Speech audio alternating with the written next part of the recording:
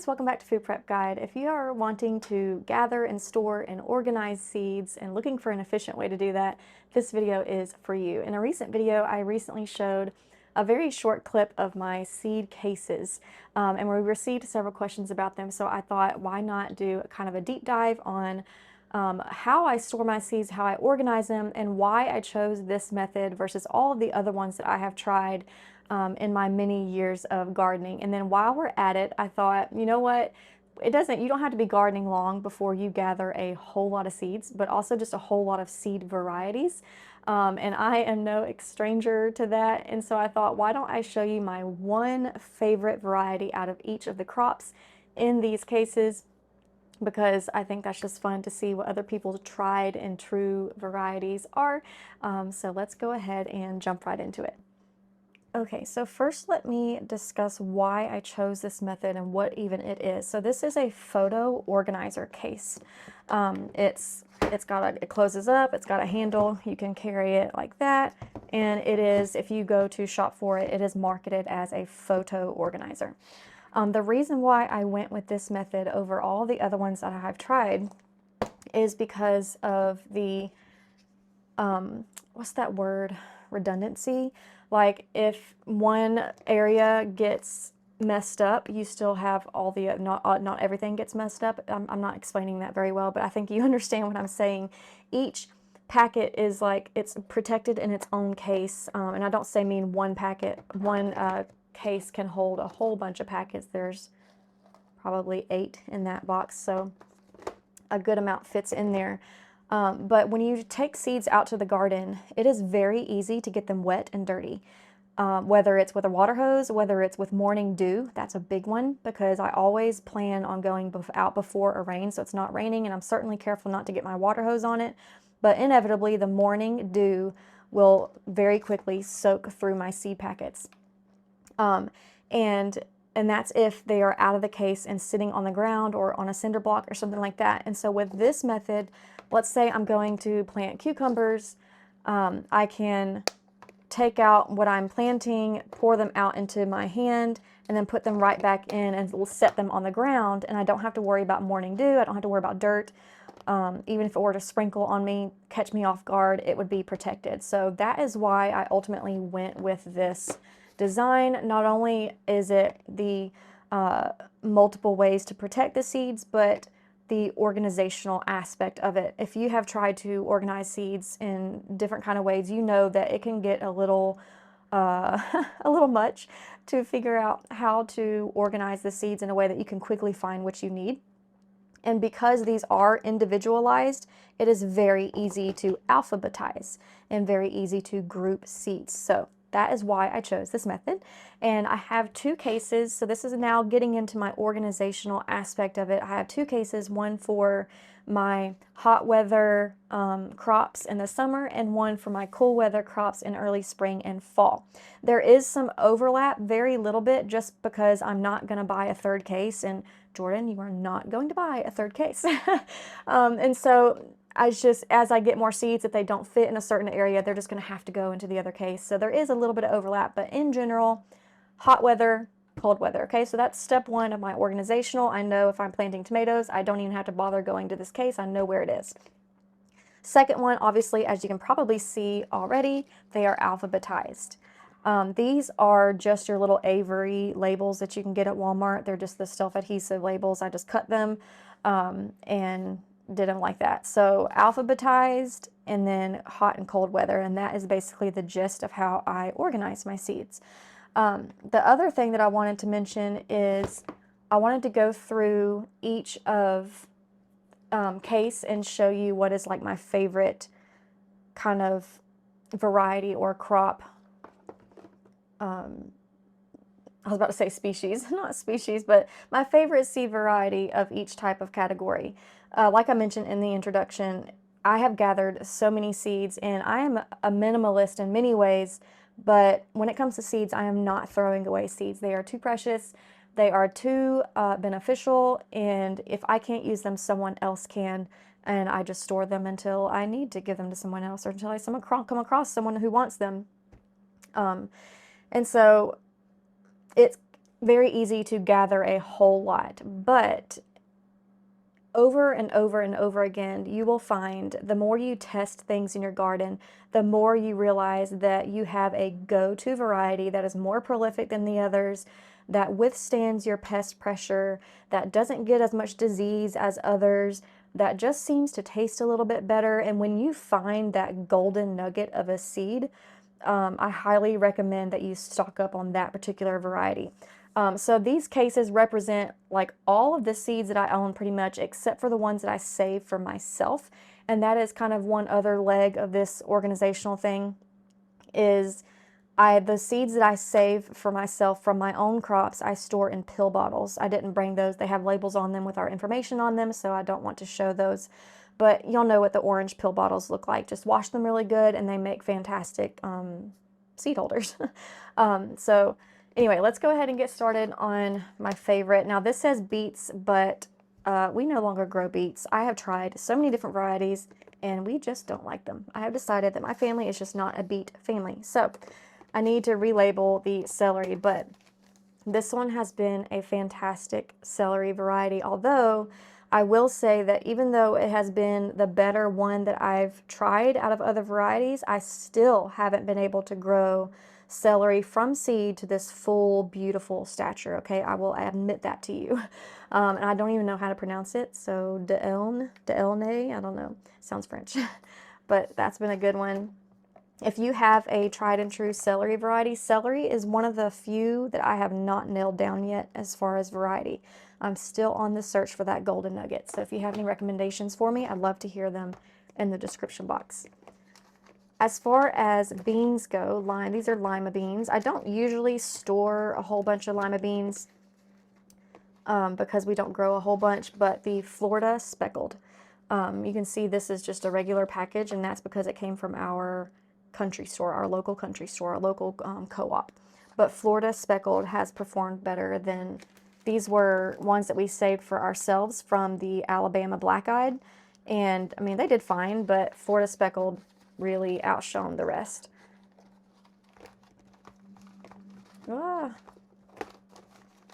So corn is the next one on the list, and get in there.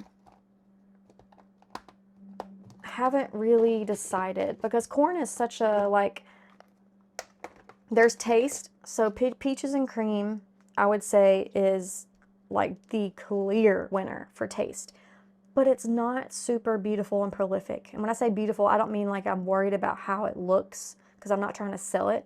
I'm talking about how much am I going to get left to preserve, because if it's eaten up with worms, or if it's really stunted, or if the kernels are really hard and chewy, like I'm not going to be preserving with that. So that's what I mean by beautiful. It hasn't really turned out beautiful for me like that. This one wasn't really great. It was one that I had heard fantastic things about, but it wasn't good for me, and I'm not 100% sure. But this one was from a co-op, not very good. It was a field corn, and I wasn't very pleased with it. Peaches and cream, most definitely the winner for flavor, but I'm still trying to find that golden nugget seed for corn as far as hitting all of the boxes. Okay, next is cucumber. We have two different categories. I have National Pickling, and where's my other favorite? Is it the Muncher, the Beta Alpha, Boston? Is this my Muncher? Okay, there's my Muncher. So for pickles, for making pickles, it's the National Pickling is my absolute favorite, most prolific. And for everyday snacking and for salads is the Muncher cucumber. Absolutely love it. Fall and winter is the time of year when you can really get some good off-season deals. That's another reason why I wanted to do this video now versus in the spring, because now is the time that you need to be planting your garden, gathering your seeds, and companies are putting really good deals on seed supplies since it is in the off season. Green beans bush, that's another kind of note for organizational purposes, is I have them divided by pole and bush. For green beans, for peas, for like zucchini, things like that are kind of divided. So green bean bush is going to be the, oh, I don't have any, jade bush bean. I must have used them all last summer. Jade bush bean has been my favorite. Blue lake bush is kind of like a, it's tried and true for so many people. If you were to poll 100 gardeners and ask their favorite green bean variety, bush, they would probably, the most percentage would probably be Blue Lake. In my garden, for whatever reason, they don't do as good. They are very prone to rust, bean rust. And I don't know, that's just how it is. Okay, so green bean pole, absolute favorite. By far, I probably won't ever order anything else. Vortex. French Vortex. And I think it's French filet Vortex. It's a pole bean.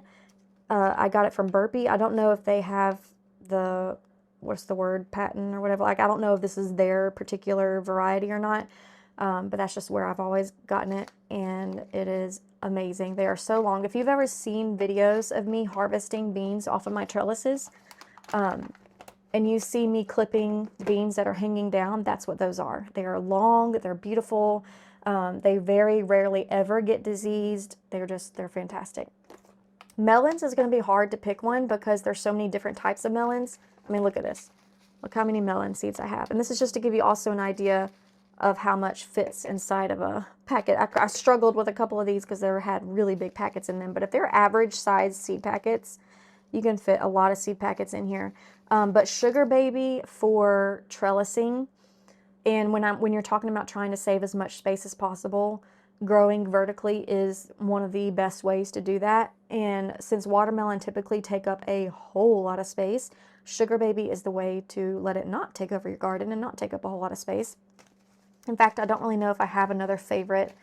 That one was okay. It wasn't the greatest. I haven't even tried the Alibaba yet.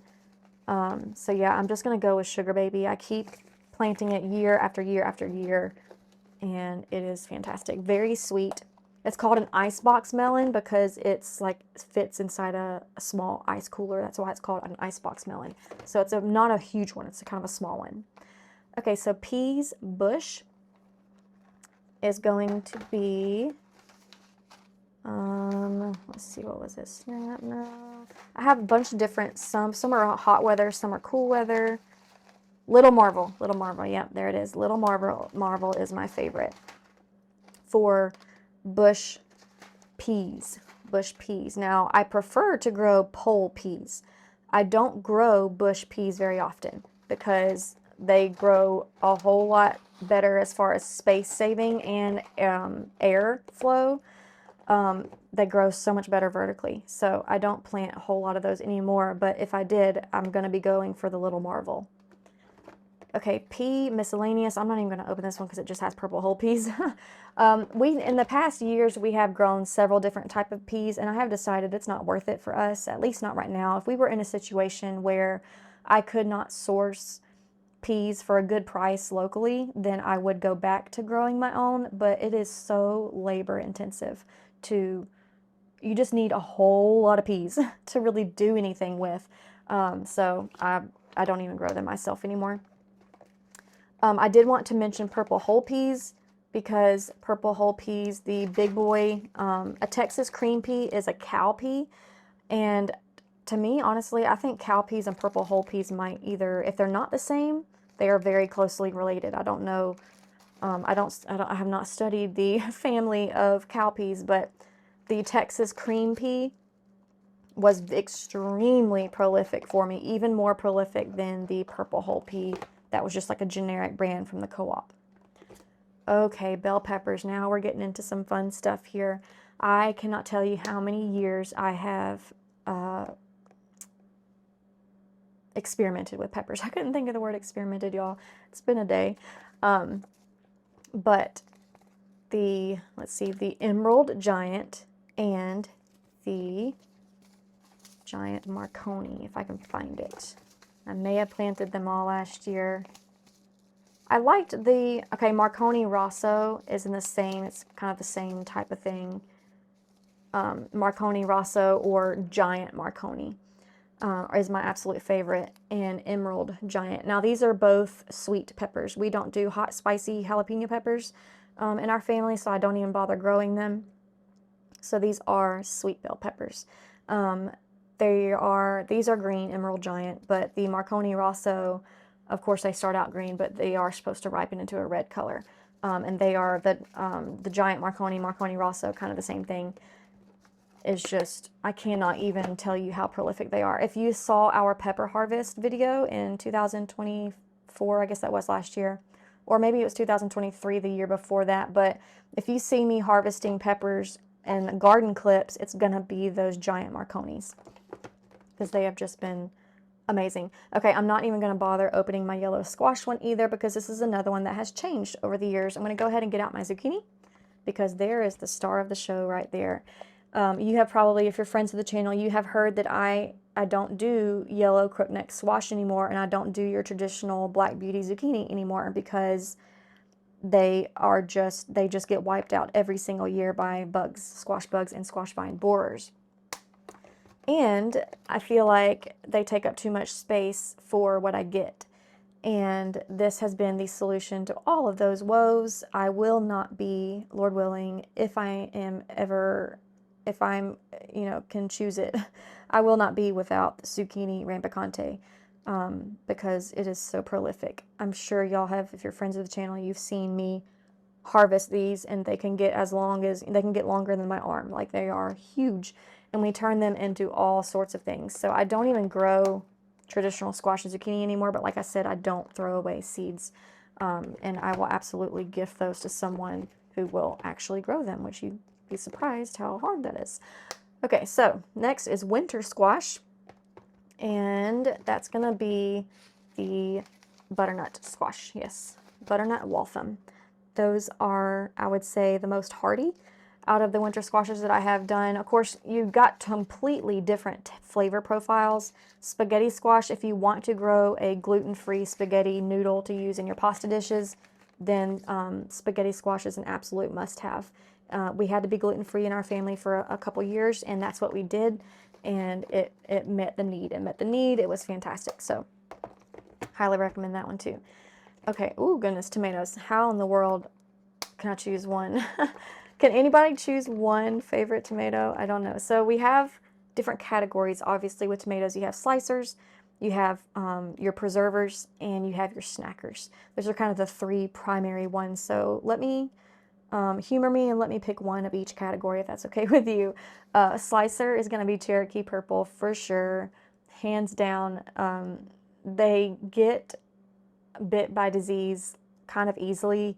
They're kind of a tender heirloom tomato, but the flavor profile is worth it. I really love Cherokee tomatoes. For the sauce one, it's definitely going to be an Amish paste one. Whoops. Let's see. Yeah, probably just a generic Amish paste. Like, it doesn't even have to be a certain brand or whatever, but just an Amish paste tomato.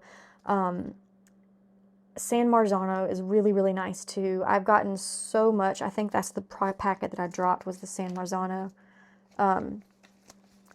That one has been amazing as well. And the cherry tomato is going to be the Super Sweet 100. I don't know if I have any more left. That's another one that I definitely planted a ton of. Y'all, my voice is going quickly. You probably don't want to know why. Should I tell you why? I had a stomach bug recently, and let's just say it really did a number on my throat, okay? So anyway, it's going to be the Super Sweet 100 for the cherry tomato. I don't have any pictures of them, but they are the most prolific cherry tomato that I have ever grown, that was also very sweet and not super crazy acidic. When it comes to cherry tomatoes, I like them sweet. I don't mind the slicer tomatoes being a little bit more acidic, but snacking salad tomatoes, I like them sweet, and the Super Sweet 100s were extremely sweet, but also extremely prolific, which in my garden has been kind of hard to marry those two together, and that one did it. So what is this one? It's one that has changed a lot. Oh, it says berry. So it says onion green, then it said it was greens, and now it's berry. I tried out huckleberries last year. The jury is still out on that. I'm not ready to say one way or the other if it deserves a place in your garden. Of course, everybody needs to decide that for themselves. I'm going to give it one more year to see if maybe it was just a bad year. Of course, my last year's garden got super messed up, so we're not even going to talk about that one, but I don't know if I'll continue growing huckleberries. Okay, so now this is cool weather. So that was hot weather. Now we're getting into our cool weather, although there's a few of these left over. Those are the Ford Hook lima beans, but I would still recommend the Florida speckled instead. Okay, bok choy. We don't grow a whole lot of bok choy, not anymore, but when I did, oh, I don't even have it anymore. Oh, what was it called? Oh, I'm sorry. I don't remember what it was called, but it was from Baker Creek, and it was a bok choy that was a little bit bigger than the Hedu Tiny. It was a little bit bigger variety than that one. Broccoli, I definitely know which one was my favorite, and it's this one, Green Magic. Green Magic broccoli. This was really, really nice. I've tried several different varieties. Your traditional ones that you get at the co-op are going to be the, oh, goodness gracious, I cannot think today, y'all. I'm sorry, I can't remember what it was, but Green Magic broccoli, that's the name you need to remember. That is the one that really did fantastic for us. I'm going to go ahead and skip over Brussels sprouts because this is another one that I'm still finding my golden nugget for. So if you have any recommendations, I have tried Long Island Improved. This is a Long Island Improved, and then I've tried one other one that was from Texas that was supposed to do pretty good in really mild winters, but it didn't seem to be doing very good. So, okay, cabbage, 100% Golden Acre. Don't even have to sort through all the other seed packets. I know right off the top of my head, Golden Acre has done the absolute best for me as far as getting an actual really good harvest and not just leaves that never form a head. They do fantastic. And I am in the hot and humid south where it's kind of hard to grow cool weather crops, and it has just done beautifully for me. Okay, carrots, New Carota. Where are you, New Carota? Here they are. New Carota. Look how beautiful that carrot is. They're not very long, which is really great if you have heavy clay soil. And they did not get woody like the other ones did. If you woody is when the carrots start sprouting hairs like all over the place, and they start tasting really bitter. These were they formed a good size, which is another thing. If you're new to gardening, it's kind of hard to grow carrots to their full potential unless you have absolutely beautiful loamy loose soil, which I don't have except for in my raised beds. But this is just a really nice carrot that doesn't have to have perfect soil, which is really important, I think. So New Carota. Like I said, I still have plenty more. There's at least 10 or 15 seed packets in there, but New Carota, the clear winner. And I think I planted all of the ones last year. I did. I got a cauliflower from Haas. It was the F1 something. It was a hybrid. I don't buy a whole lot of hybrid seeds because I want to be able to save seed, but if it's something that I'm not going to be saving seed from, like cauliflower, or if it's something like tomatoes that are extremely hard to grow in a high volume without succumbing to pest or disease, then I'll get some hybrids for there as well. But it was an F1 hybrid from Haas that I got that did amazing. I'm going to skip over the flowers, but you can see how many is in there. I grow all sorts of flowers. There's definitely no way to say what's the best. Greens is kind of in the similar thing. I will say that I love tatsoi. It always does so nice for me. Look how beautiful that is. If you're not familiar with tatsoi, it's a very dark leafy green. I think it's related to bok choy, and it's great. We use it as a lettuce alternative. I wouldn't eat a bowl of just this because it is extremely, I don't know what the word is, but you would kind of want to mix it with other things, kind of some more mild tasting and lighter type lettuces. But tatsoi, I'm trying to think if there's another standout green that we grow. Let me look through these real quick to jog my memory. Yeah, not really. I mean, we grow all these, but not every year. And they all have their place. Collards, the flash collards did good. we don't really love collard greens. I grew them to can them so that I could try and cook them with bacon and onion and see if my family enjoyed them better, but nope, they don't love it. So anyway, so herbs, that's another one. There's no way I can choose a favorite as far as a variety goes, but I will say that the Genovese basil is my go-to for pesto basil. And that's pretty much the only one that I have a specific variety for. We do sage, oregano, thyme, of course, a whole bunch of medicinal herbs, which that's another tip that I would have for you as far as your organizational goes, is to separate your medicinals from your culinary herbs, just to kind of keep things. If y'all want to grow something fun this year that you've never grown before, make it the toothpick plant. We have a video where I tested this out for the first time. I had never bit into one of these before, and I recorded myself experiencing it for the first time, and I almost couldn't talk because it made my mouth so numb, but also I was salivating. Like, I was producing so much spit that I couldn't hardly open my mouth without just drool following everywhere. It was not a very pretty video, but that's fun. It's just such a fun plant. It's used for numbing teeth. That's why it's in the medicinal category. You can make a tincture out of it. It's just a fun plant. My kids just bite into them just for funsies throughout the summer. Kale most definitely is going to be the dwarf blue curled. Dwarf blue curled. I really wanted to love this one, Oldenbohr kale. I really wanted to love it because look at it. I mean, isn't that awesome? It looks like something out of a Dr. Seuss movie. But it didn't do anything for me. I never chalked that up. If something doesn't grow well for the first year, I don't ever chalk that up as a loss. Then I always give it 2 full growing seasons before I say, okay, you're done. So I am going to try that one more time. But dwarf blue curled is by far the best kale I've ever grown. Lettuce. This is another one that's hard because there are so many different types of lettuces. I mean, look how many packets I have here. So many packets. But I will say this one, which was a free seed that I got from Baker Creek. I never would have ordered this on my own. One of the things I love about Baker Creek, which is rareseeds.com, is if you order, I think it's only like, is it $10?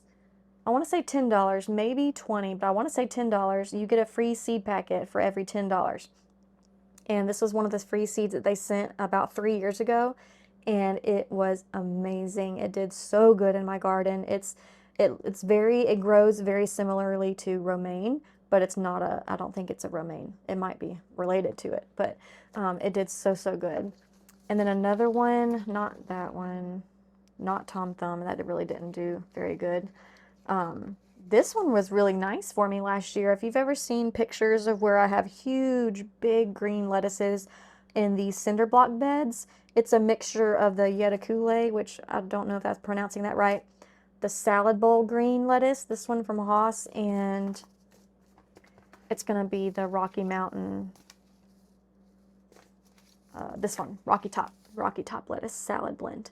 They just do fantastic for me. Those are kind of my 3 if I had to choose, if I only had to grow a few lettuces, or if I could only spend so much amount and not ever buy any more, it would be these 3 right here. Really nice seed varieties, lettuce varieties. These are cute if you are container gardening, Little Jim and Tom Thumb. I don't know if I have any Tom Thumbs. Oh, yep, I do. They look like little tiny cabbages, and you can see them in relation to the fork. They literally only get that big. And so you do need kind of a lot to make a salad if you're feeding multiple people, but they are fantastic for space savers and container gardening. Okay, onions. This was an experiment. I have tried many years to grow onions from seed, and I feel like the amount of time that I have to wait and take care and babysit those seeds to get them to the point of transplant, to me, it's just not worth it. I would rather just buy already mature seedlings, or they're not bulbs, but sets from Dixondale Farms. I do the Texas grano onion, the Texas, that's like a sweet onion, and the red Creole onion. Those are the two that I will grow year after year. Okay, pole peas is another one, and the one that I use is right there at the top, tall telephone. I mentioned earlier that I don't grow bush peas very often because they are just not as prolific and they take up way too much space. These are grown on trellises. I mean, you can grow them up a ladder, like anything, any kind of climbing thing that you can find, and they're really prolific and they have really nice long pods. Just tall telephone is a fantastic one. Radish is another one where I don't have a favorite because we don't like radishes. I have tried growing them many years and tried cooking them different ways for my family to try to get them to like them, to try to get them to eat them because they are extremely nutritious. And I will always keep some radish seeds on hand in case we enter a time period where we have to grow food. We cannot get access to the grocery store. I will grow radishes again because they're like a vitamin with a bunch of different types of things in them. And we would be eating them because we had to, not because we loved them. And we would be using them for nutrition, not for comfort or flavor. But the Saxa too has been a really prolific and good variety for me. Last but not least, and we will wrap up this video, is spinach. This is another one that is kind of like, I haven't found a really bad one, if I can say it that way. I haven't grown a spinach that was terrible, like that I would mark off my list forever. So all of these, I mean, they all have their place, but I'm trying to perpetual, no. No. Okay, this one is an interesting one. Oh, my dogs are, it's just a chicken, Tally. Every now and then the chickens will come up to our front porch and they will like peck on a window or peck on the door, and my dogs think that it's someone trying to barge into our house and they'll go crazy. Anyway, red Malabar. If you can get past the kind of gooey almost type of texture when you bite into this leaf, that it produces almost like a gooey type texture in your mouth, if you can get past that, which some people in my family can't, some people can, they grow vertically. And it is a hot weather spinach. It is, I think, the only hot weather spinach in this packet, which is why I got it. So if you live in the South, really great option. And let's see, I have this one. It did okay. Gigantic d'Inverno. I don't really remember. But Bloomsdale long-standing spinach, just like the green beans. If you were to poll 100 gardeners about their absolute favorite spinach, which one would it be? It is probably going to be the Bloomsdale. It's a classic. It is sold in just about any store you can imagine, especially if you're out in the country and you go to a county co-op. They're going to have Bloomsdale spinach. And if you find a spinach packet like this where it's, from a co-op and it's just labeled spinach, it's probably Bloomsdale because it is so tried and true. Okay, y'all, I hope that was helpful to you, and I hope you enjoyed this little peek at how I store and organize my seeds. Like I said, I love it. I love the protection. I love the organizational of it, the carrying mobility of it. It's just an awesome way to store seeds. Okay, that's all for today, and we'll see you next time.